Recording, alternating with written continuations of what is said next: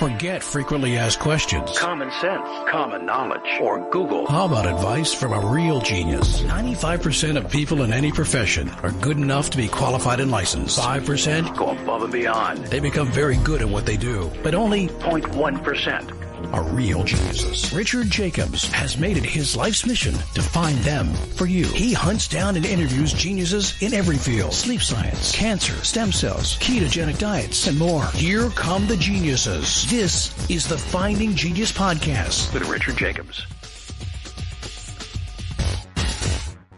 Before we begin, a note from our sponsor.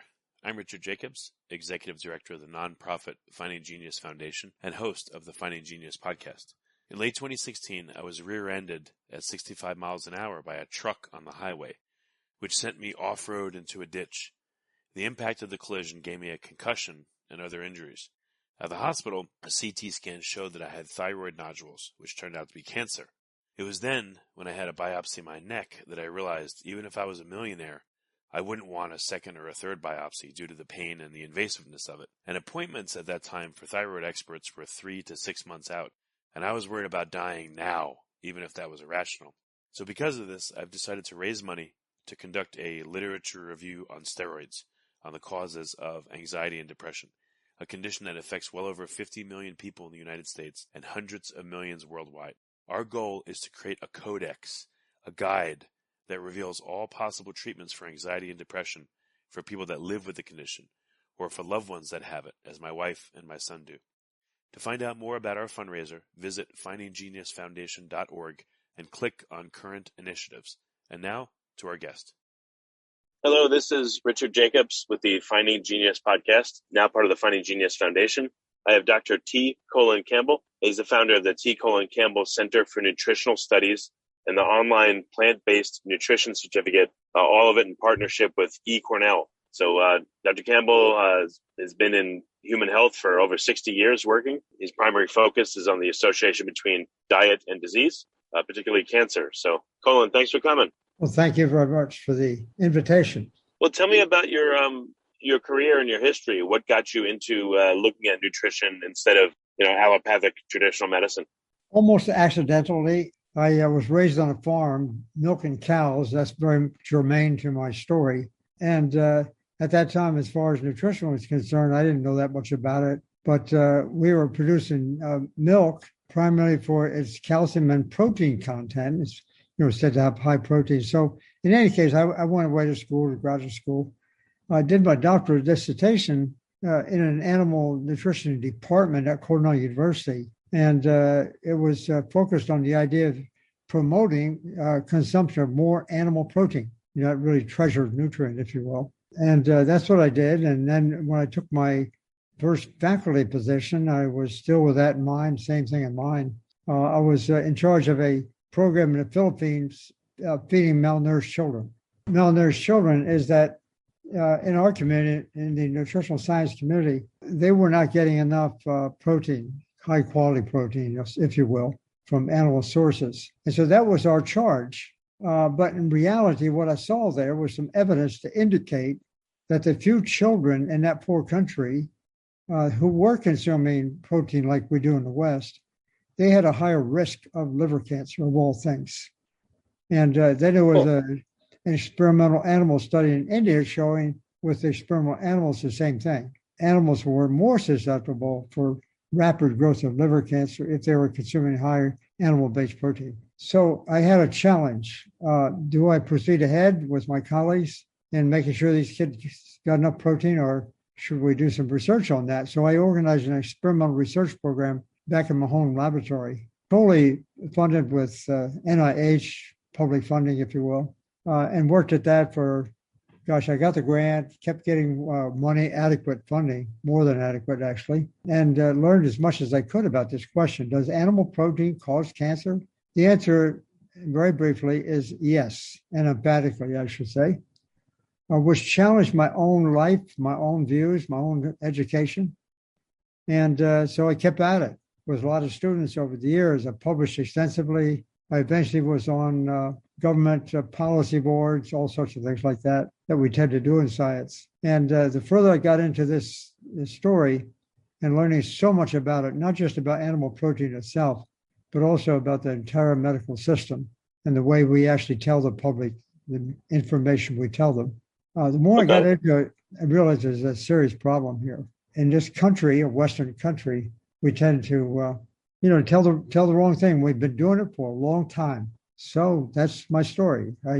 Question about the animal protein. In the studies you've looked at and, the studies you've done, was there a differentiation between animals that were raised, with or without antibiotics and hormones and, on concentrated feeding lots versus, let's say, grass-fed animals? We didn't do that directly, but I can give you, I think, pretty informed answer on that because I'm from the farm and I know that field quite well. No, there's no difference. The difference that has been discussed in the public basically has to do with the kind of fat that these animals have. That is animals in the feedlot as opposed to animals in the pasture. And that's not really where the message is. The message has to do with the animal protein. That's the same. So there's really little or no difference between pasture-fed animals and feedlot-fed animals.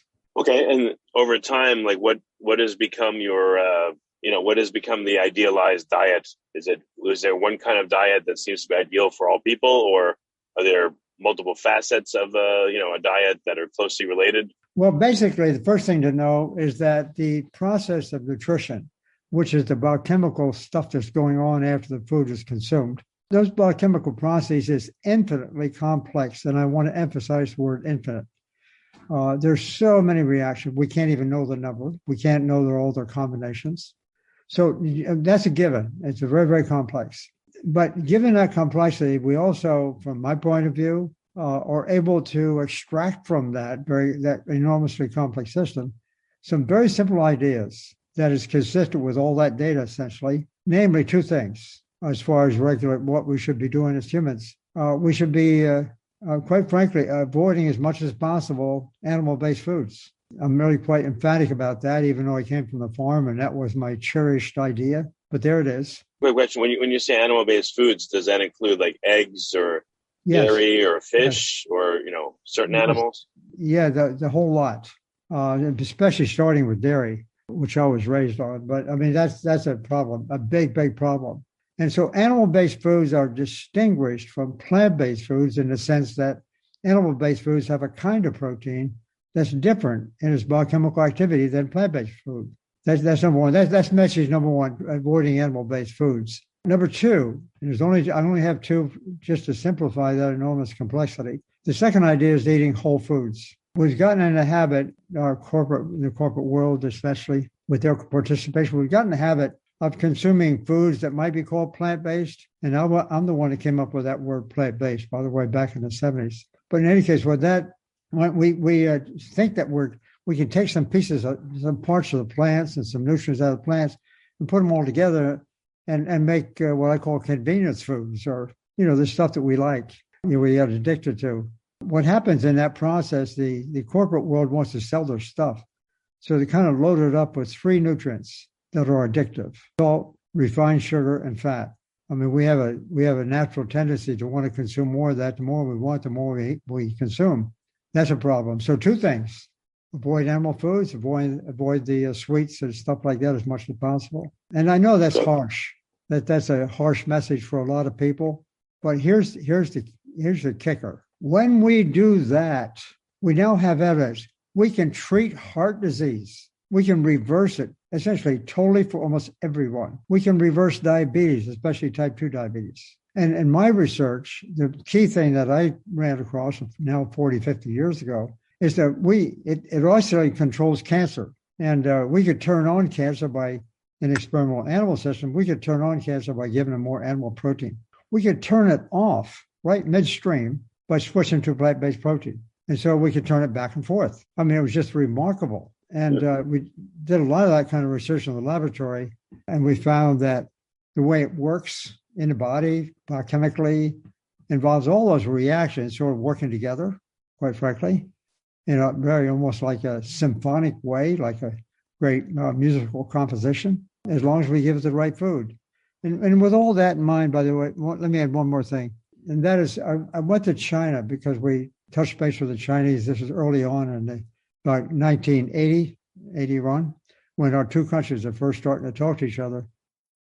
Before we continue, I've been personally funding the Finding Genius podcast for 4.5 years now, which has led to 2,700 plus interviews of clinicians, researchers, scientists, CEOs, and other amazing people who are working to advance science and improve our lives and our world. Even though this podcast gets 100,000 plus downloads a month, we need your help to reach hundreds of thousands more worldwide. Please visit findinggeniuspodcast.com and click on Support Us.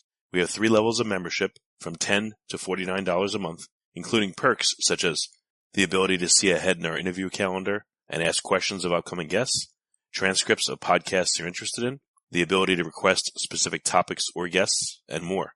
Visit findinggeniuspodcast.com and click Support Us today. Now back to the show. And I had one of their senior scientists came to work in my lab, and I heard that they had in 1975, 76, recorded how much disease occurred in different parts of the country, 2,500 different counties, more or less. And they measured how much of all these different diseases existed. So we went to China, and it became the first research project between the United States and China. I also got Oxford University involved too, so they became a partner. And we went there and surveyed a total of 170 villages all over the country. The New York Times called it the most comprehensive study done in history of medicine, which I think it still is. But we measured everything. We took blood samples and urine samples, food samples, et cetera, and tried to determine, which cluster of nutrient factors work best in preventing disease. And it turned out the answer in that human study is the same thing I was getting in the laboratory. Animal-based protein, and that means animal-based food, basically, is a problem. That's when heart disease risk begins to increase as soon as we start consuming that. That's when cancer is increased. That's when diabetes is increased. And now in the modern day, that's when the COVID-19 or the viral diseases like COVID-19 also increase. So I have to say this is, I'm not saying it just for my own personal sake, not the least bit, but I think it's one of the biggest stories ever. That's what a lot of my mates tell me. Is there a distinction in your observation between a vegetarian and a vegan diet? And which one is more similar to the protocol that you found works best?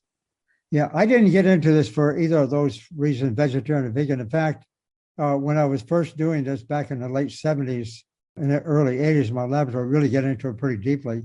And I started talking about this plant-based thing. That's one of the questions I was asked. And I didn't identify with the vegetarian diet because 90% of the vegetarians are still using. That's a problem. That's a big problem.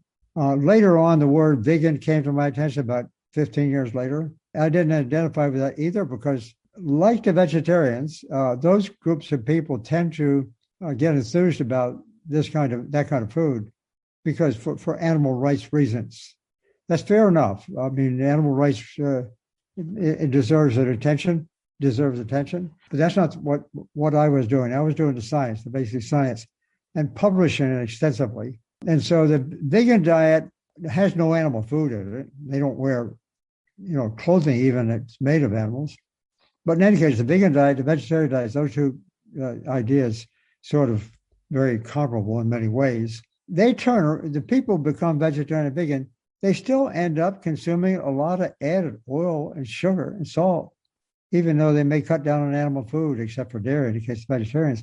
So they have some gain in their health, some gain, but they don't have the kind of gain I'm talking about. And so I don't. This is not equivalent to vegetarian and vegan diets. It's similar to in some respects, obviously, but it's not the same thing. Well, on your protocol, do people have to supplement? Are they missing anything in the particular diet you advocate, or no? No, except for one nutrient that some of my colleagues promote is vitamin B12. B12 is produced by microorganisms in the soil, and most particularly in microorganisms in the rumen of animals. And so you'll see a little B12 in meat, for example, or milk. And so it'll get advertised that way. A great source of B12, so to speak. Well, that's really the tail wagging the dog. So a little B12 on a regular basis, I'll go along with that. But the supplements themselves, the vitamin supplements, no, that's not part of this game plan. In fact, supplements, I must tell you, and I was deeply involved in that because I was the this was a label that was called Star Witness. I was a Star Witness for the Federal Trade Commission in Washington back in the 80s when that industry was first starting. And what that means is that I was the one sitting in the docket evaluating the claims were being made by that new industry. They weren't correct. If you like this podcast, please click the link in the description to subscribe and review us on iTunes. After that, during the late 80s, 90s, on to the early 2000s, a lot of studies were done testing nutrient supplements as to what they were thought to be doing. And in some cases, they did the opposite.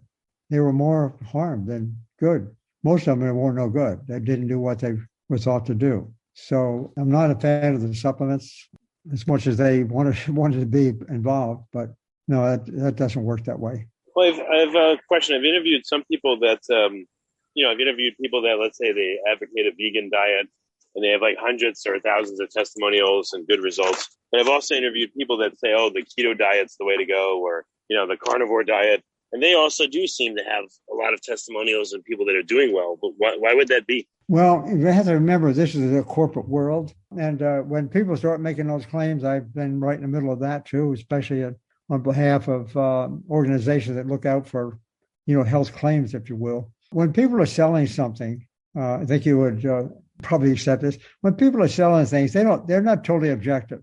Let's just say it that way. They'll go over the line and they'll push the limit as far as they can go. And so they will find people, and this is an honest attempt on their part, I'm sure. They'll find people who go give testimonies, right? And those testimonies are coming from people who, yes, they changed their diet to whatever they decided to change it to. And, on some occasions they actually saw some benefit because maybe they're doing something really bad. They changed that and saw what they saw. And I'll give you an example. The Atkins diet, you might have heard of that. Started back in the 70s. That morphed into the so-called keto diet.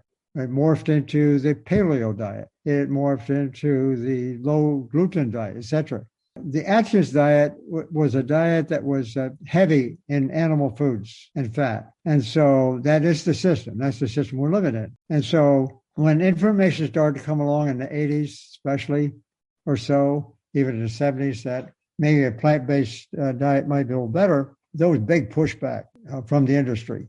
And I know that firsthand. And they really pushed back, and understandably so. I don't want to I'm not making any decision, value judgments on that point. I just want to say in facts that they pushed back real hard. And eventually, when I had become fairly well known in this field, they really took it on me, I have to tell you. And so they'll find their people to, it's maybe sometimes getting paid. In fact, I know that some, they'll offer some pay for that kind of testimony. But then there's some people really honestly believe that because when they start, let's say, and even an Atkins diet, the worst of all diets, when they start doing that, they're usually overweight. And what happens is that they start that diet, their total calorie intake drops. So they lose some weight. That's pretty consistent, and for a little while. And so then people get really excited, and understandably so. My God, it makes sense. But the reality is that diet they're using is a very high protein, animal protein, high fat diet. They don't stay on it for more than a few months and they quit. They go back. And I might tell you too, that Atkins himself died of heart disease early on. He was not working, didn't even work in the nutrition area, to be honest about it. Those claims are, I'll put it mildly, they're a stretch. So what have you observed throughout the studies of people that have significant amounts of animal protein? What tends to happen to them versus people that are plant-based? Well, we have a lot of good data that's been published over the years by various sundry kinds of scientists, and all the way back to at least the 1950s or so. And the data I want to bring to your attention is the fact that if you compare, for example, countries across the world, countries that have good data, if you compare, for example, the amount of animal protein they consume all the way from countries that have almost none to those like us, consuming loads of animal protein. If you compare those countries, what you see is really remarkable. It's a straight line, linear regression. As one starts putting animal protein into the diet, from those countries who have almost none. It's a straight line relationship starting right from zero or approximately zero. So as soon as you start putting in some, it's a straight line, right on up to the highest levels of colon cancer, prostate cancer, breast cancer, uterine cancer, heart disease, stroke, on and on and on. And so those kind of studies have been published in the last 50 years, 60 years, but oftentimes they're published with what I call surrogate indicators. They didn't always call it animal protein. What they called it was cholesterol. In other words, as you increase cholesterol consumption, those diseases go up. Well, cholesterol only comes from animal food. So it's really a surrogate measure for animal protein. Similarly, you'll see some studies that as you increase the saturated fat intake, which is more common in animal foods, of course, you see the same thing. But once again, the saturated fat is not really causing a problem. Cholesterol is not causing a problem. It's the animal protein as a whole. And one of the things I should say is that people consume more animal food, they consume less plant food. So what we are actually looking at in those graphs is that you see these straight line relationships. That's due to, number one, increasing consumption of animal foods and decreasing consumption of plant foods. Combination that works wonders, to increase problems. As you increase animal food, decrease plant food, you get a double whammy. What is it biochemically that happens to animal proteins when you eat them to cause you a problem? We studied that at great length, and I had a number of students who did their doctoral degrees with me, and actually people beyond their doctoral, postdoctoral, a couple of visiting professors. We did that kind of research, and I back in the days when I used to think there was one mechanism, as we like to say. There's a certain mechanism. We were hunting for the mechanism to account for this remarkable effect of animal protein, for example. And what it turned out after about 12, 13 years or so, and I published all this stuff at the time, every time we looked for a mechanism, some people call it a key rate limiting mechanism. Every time we looked for one, we found one, essentially. After doing this really rather in-depth research, usually take 2 or 3 years just to work on one at a time. And after doing this, it turned out all these mechanisms all were showing the same thing. They all changed. So all of them, all these so-called mechanisms, some of them were operating in one organ and another organ or what have you, different kinds of cells. They all were changing in a direction to cause the disease. It was quite a remarkable phenomenon that here you got, if you go into the forest, you got all the different animals there from elephants to mice, because they're all sort of, doing something together, like running from something. There's something in common.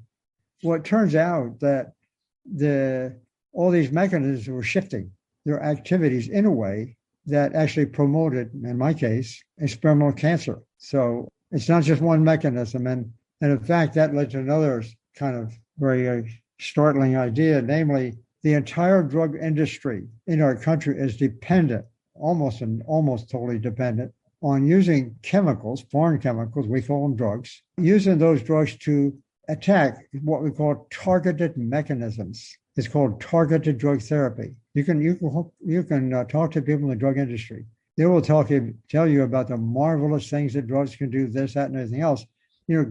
Sort of targeting some particular mechanism. Statins is a good example, and it targets the mechanisms. And they advertise and talk about how that solves the problem they're concerned with. Like statins, they prevent heart disease. Well, that's kind of nonsense, to be honest about it. You start looking at the data. And that targeted drug therapy, in fact, on occasion, we can see some short-term results that look kind of impressive, maybe a little longer term. But when we realize that there are infinite numbers of mechanisms, what the body does, it may in the beginning show some evidence, some benefit, but in the long run, not. I mean, a plant-based diet, the statins, just use that example because it's probably one of the best, does not prevent heart disease like plant-based diet does, not even close. So that idea of working on multiple mechanisms and a symphony-like effect and so forth, it's a major challenge to the entire drug industry. We don't care for my work, to say the least. What have you noticed, how long have you been eating this way, and what have you noticed personally with your own health now that you're 400 years old? I'm just kidding, but what have you noticed? You should tell people that. You should tell people you should wear a shirt and tell them you're like 300 or 400 years old you're living proof that it works, Yeah, I'm not going to say that. You say that.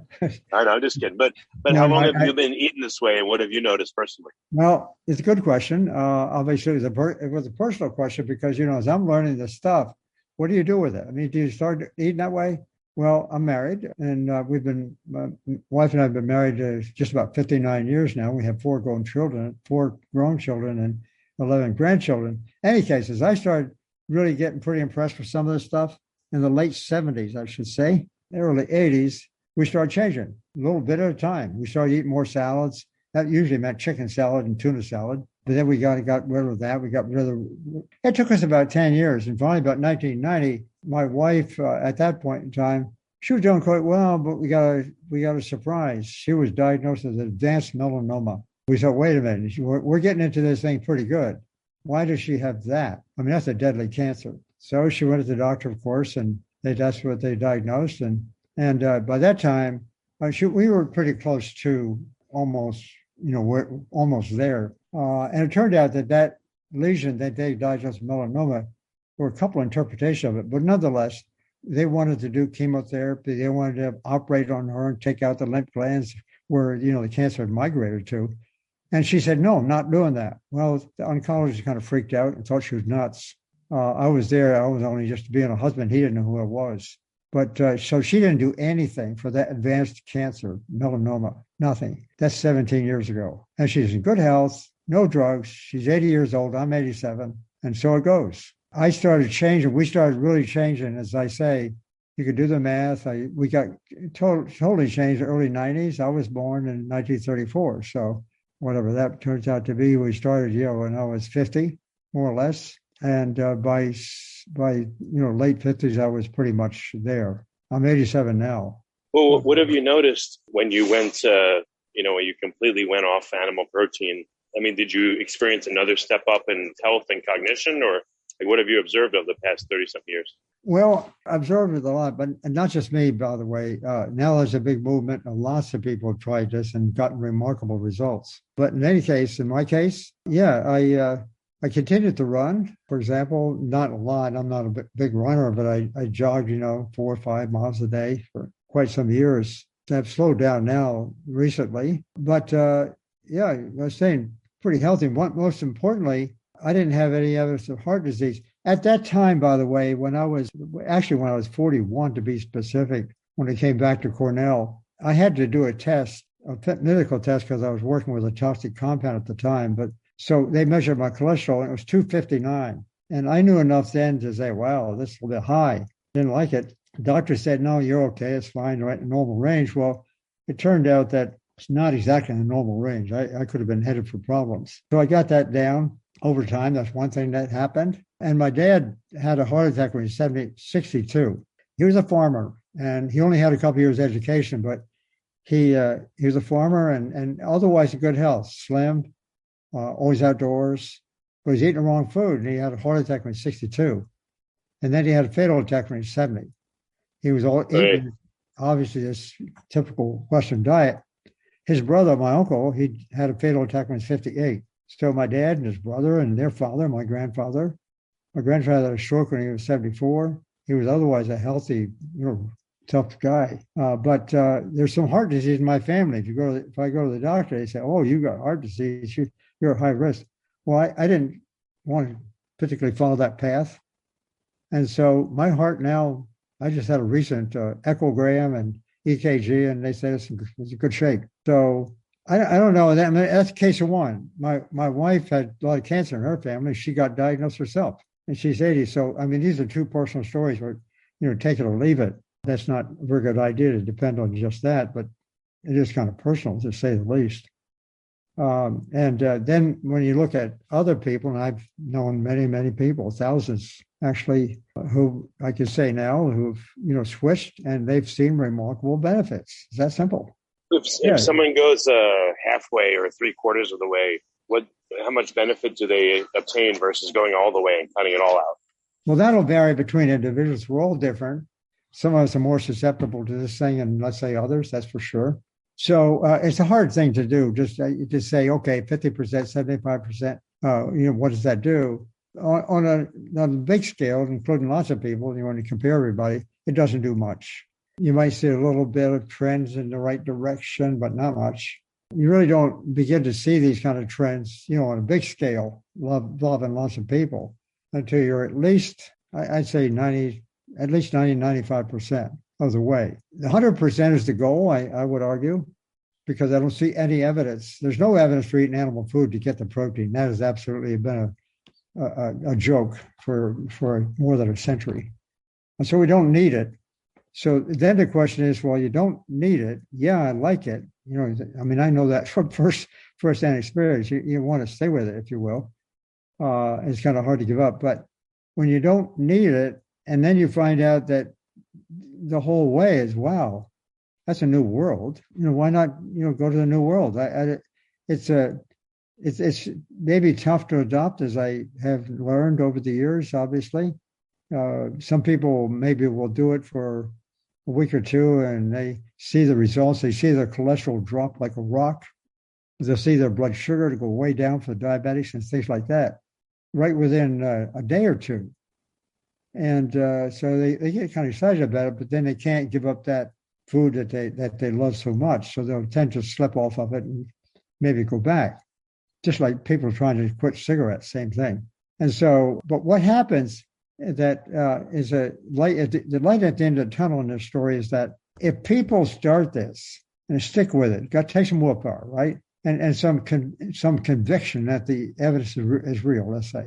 If they stay with it for some people for a week, that's all they need. They're off and running, especially people who have a disease and they see what it does. My God, they don't ever change. But other people, they might need to go a month, maybe even 2. What happens? Our taste preferences change. What we once tasted and liked and loved, it begins to disappear. And the first thing you know, you crave a salad. Oh my God, crave a salad. That's kind of crazy for a lot of people. Yeah, that's weird. Yeah. And me too. And so you say, I want to. Right now, I crave a salad. I'm not just saying it just for the sake of anything coming back to me, but I just crave a salad. We have salad every day for lunch. Just nothing but salad. It is so darn good. I've never tasted food so good as that. And here I was a hunter. I was a fisherman. I milked cows, and I even trapped fur-bearing animals, to be honest about it. So I came out of that mold, and I switched. It's only because I've been lucky enough to be involved with the research that I was doing. And now, things are changing. I have to tell you, it's quite amazing. It was in 1977, 78 or so when I was on a government panel judging research applications or research and application for funding from the government, from NIH and places like that. I was on a committee that judges request for funding for cancer research. That was my specialty in many ways. And we started hearing something about maybe plants could do this or that. And so I had a chance to explain to my colleagues, who most of them are cancer researchers. They wanted me to explain to them what did I know about nutrition. I didn't know quite then what I know now, but in any case, I took a crack at it. And I didn't want to use the word vegetarian because that's not what that's not what was motivating me. I called it plant-based. The reason I'm telling you this crazy little story is because the word plant-based now is spreading, quite frankly, almost like wildfire around the world. It's really coming aboard, and it's hopeful. At least people are getting a sense that when we eat this kind of food, there's something good out there. Not everybody's going whole hog on this thing. That's the wrong metaphor. But in any case, they get there. My youngest son, who was actually in theater, came back with me to write this book called The China Study. I guess you've heard of The China Study? Yeah, I've heard of it. Yeah. Yeah. Well, that we published that in 2005, and at the time I published it, I had been complaining about the pushback I was getting and stuff like that, and so my wife kept telling me, says, "Why don't you write a book? Just do it for the public." And so I did. I didn't expect to see much effect, to be honest about it. Just to do the best I could. And it turned out that book, published in 2005, is still going strong now, 16 years later. It's sold well over 3 million, probably close to 4 million copies now. and it's been translated into 50 foreign languages around the world. And so then the second book, that was 2000, came out in 2005. It was republished in an updated form in 2016. But in any case, I came out with a second book called Whole. That's WHOLE, to try to get into some more of the science, to explain what, this phenomenon of everything works together. That book was a New York Times bestseller, done well. And then the third book I just published last December, talking about the future of nutrition. I spent a lot of time in government policy making, giving testimony before congressional committees and on government panels and that sort of thing.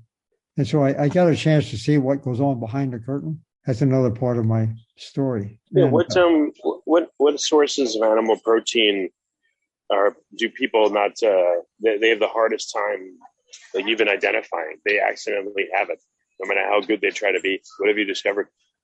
discover which one's the worst or the best one? I'm not sure what you're saying. No. Like let's say someone is trying to do, again, a plant-based diet. They're trying to do everything right, but they're accidentally having sources of animal protein. Like what are hidden or unknown sources of animal protein that are not obvious to people that they have? Gosh, yes, good question. Probably dairy. The casein is put into a lot of products, I think. It is. In fact, various kind of already cooked, processed products, if you will. Casein, what else? Get milk. Obviously, you put milk in all kinds of recipes. That's kind of hidden in a way. Kind of have to look at the labels. But most of the animal food we consume is really, we know we're consuming it. Milk, meat, and eggs. The good old American diet, basically. So,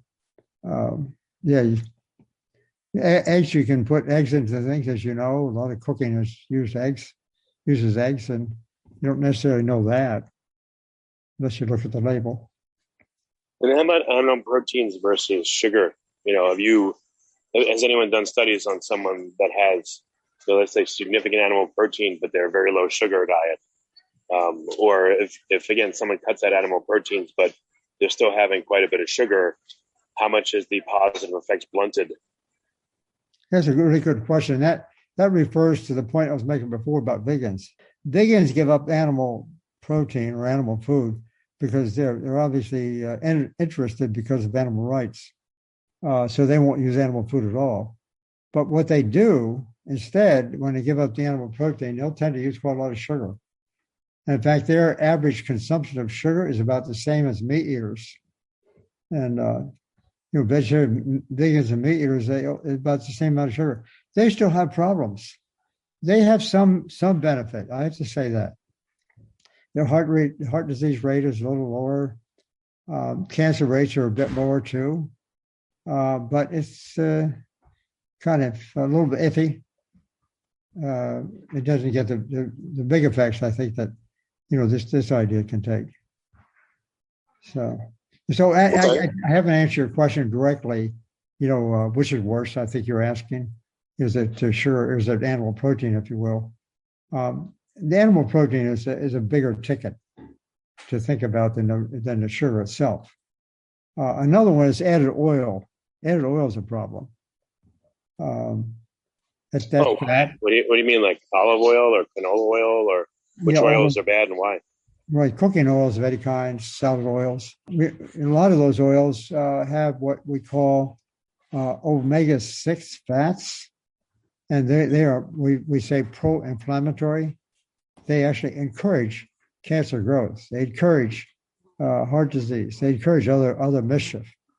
Those oils, they're actually from plants, believe it or not. You would think they should be good. They are good when in the whole food form. But when we extract them out and then put it in a bottle and pour it all over everything, that's a different story, very different story. That's when this oil becomes problematic. It's like the vitamin thing I were talking about before.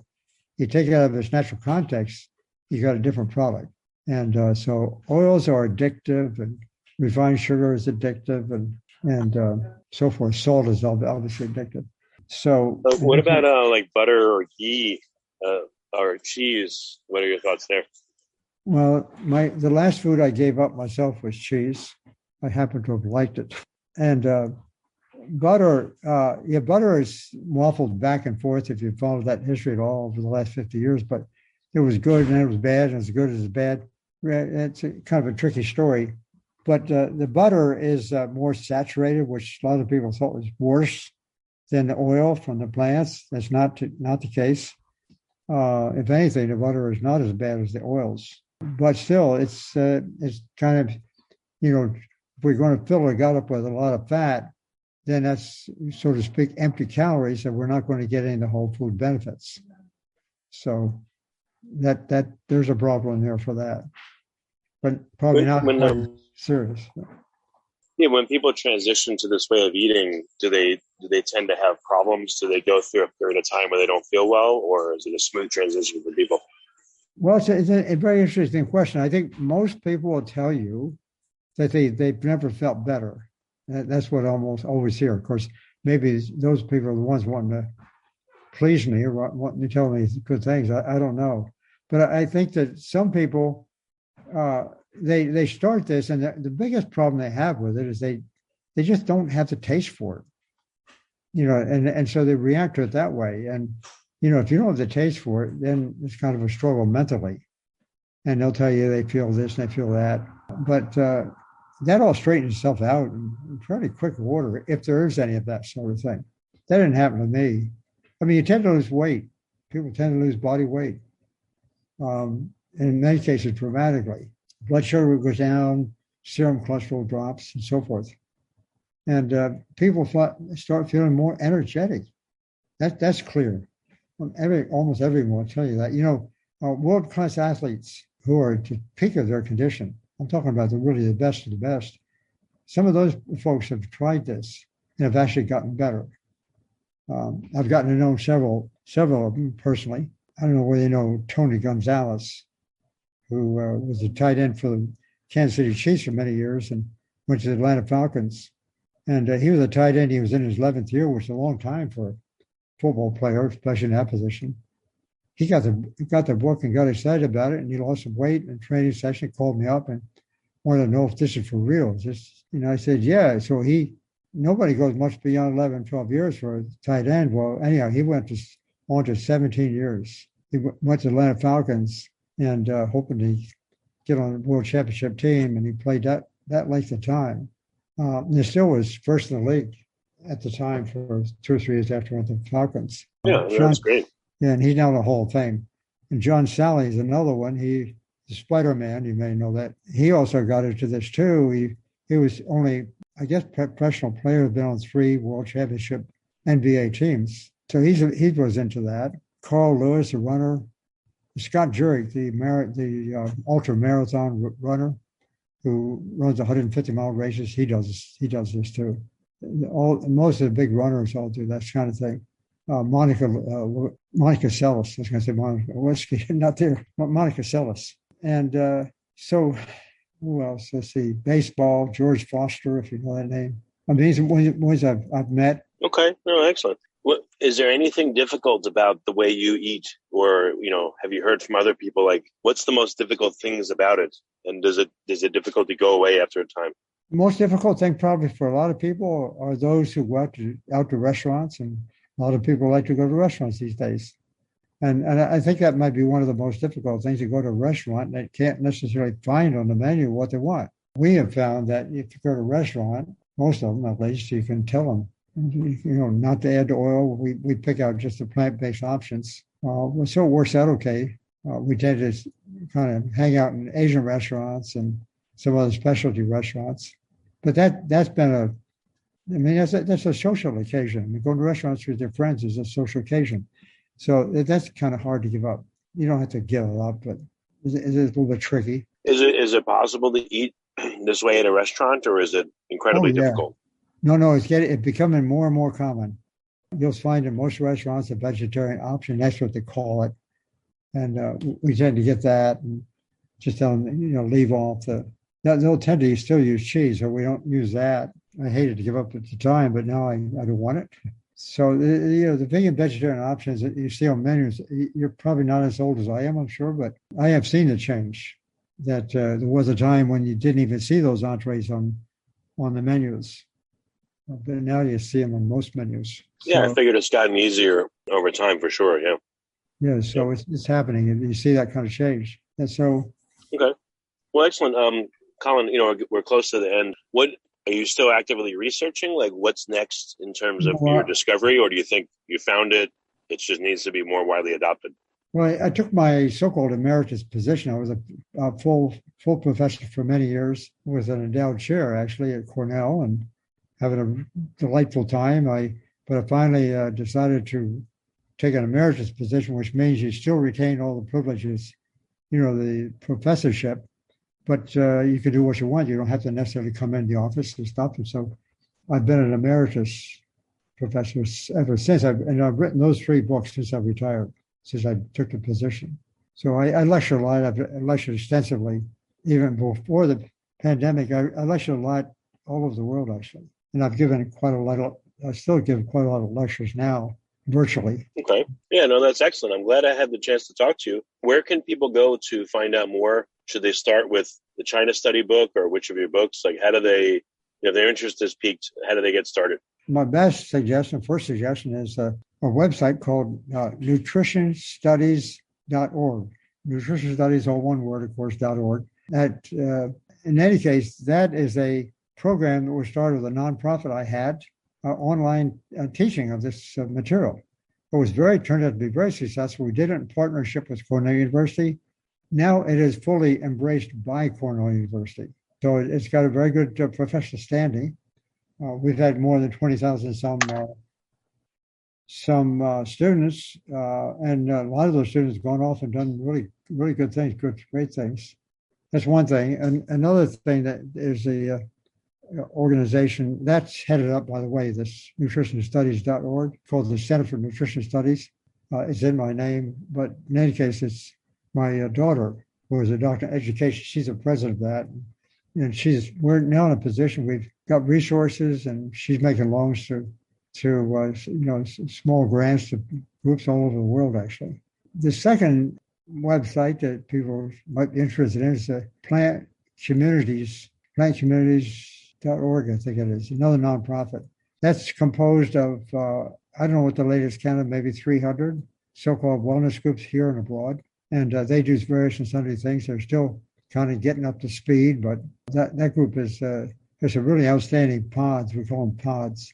That was organized by my oldest son. There's a film, by the way, Force Over Eyes.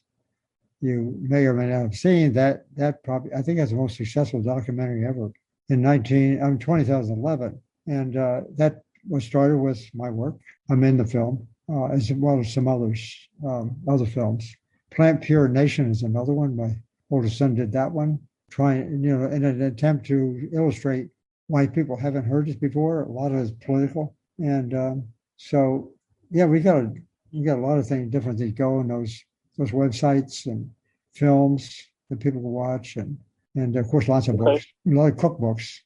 We have a China study cookbook. That was my daughter did that, and another one called Plant Pure Nation, a cookbook. That's my daughter-in-law. Okay, well, very good. Well, Colin, it was really great to speak to you. I'm glad I got the opportunity, and thank you for your decades of work and for your help of everyone. So, if you like this podcast, please click the link in the description to subscribe and review us on iTunes. You've been listening to the Finding Genius podcast with Richard Jacobs. If you like what you hear, be sure to review and subscribe to the Finding Genius podcast on iTunes or wherever you listen to podcasts. And want to be smarter than everybody else? Become a premium member at findinggeniuspodcast.com. This podcast is for information only. No advice of any kind is being given. Any action you take or don't take as a result of listening is your sole responsibility. Consult professionals when advice is needed.